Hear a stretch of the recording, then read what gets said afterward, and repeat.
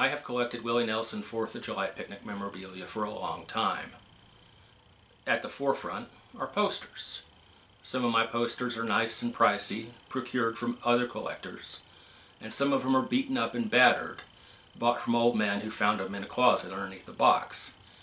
As long as they are original, they are special to me.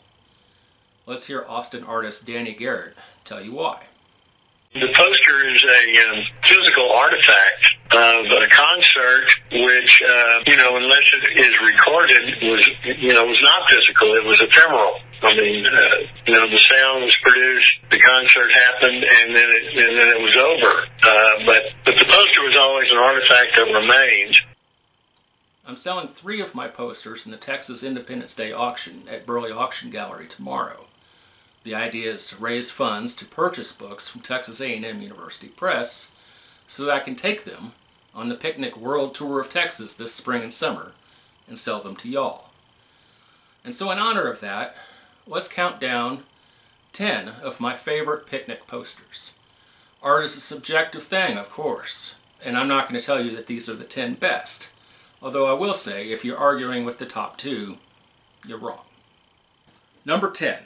Pedernales Country Club by Steve Brooks.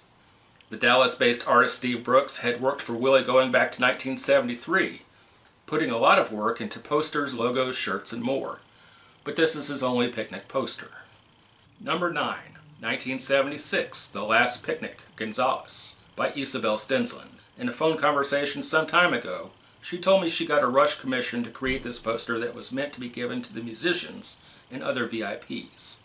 She did it in 3 days, and it was printed in a variety of colors. Number 8, 2004, Fort Worth Stockyards, by Gregory Ice. For some reason, Booty Locke struck Ice's signature from an early proof of this poster.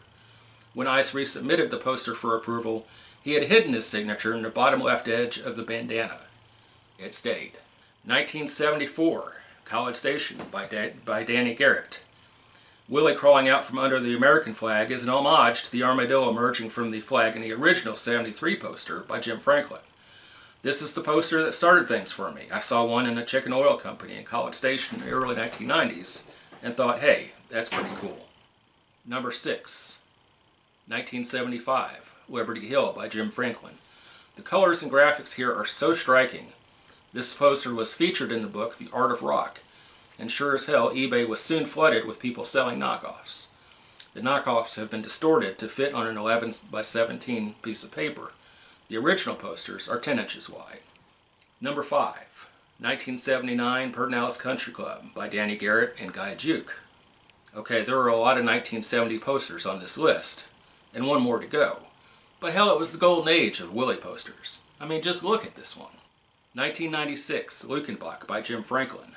When Lukenbach first hosted the picnic in 1995, Direct Events wasn't interested in creating a poster.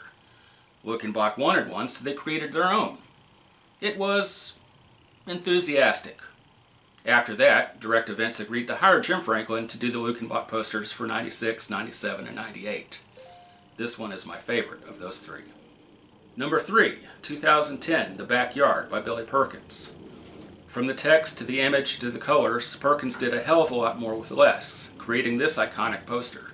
I've got this one in my office, and even among stiff competition it stands out. Sorry, I don't have any trivia for this one. It's just awesome. Number 2, 1984, South Park Meadows by Danny Garrett.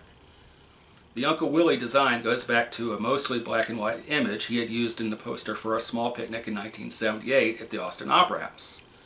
By 1983, Garrett had completed his vision in time for a string of picnics along the East Coast. A template was completed, and the poster was used in Syracuse, New Jersey, and Atlanta. The poster came home to Texas in 1984, and was used again in 1985, and one more time in 1987. Willie liked it.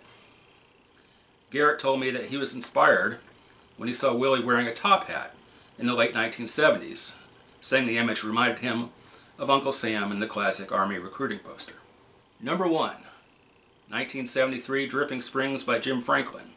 If anything can compete with Uncle Willie, it's the one that started it all. Several people I talked to during my research on 73 said the poster set a vibe for the inaugural picnic even as it was being created. Later, Jim Franklin told me that he did the poster for free as a favor for Willie. When Franklin and some others reopened Austin's historic Ritz Theater as a music venue, Willie repaid the favor by performing there for free.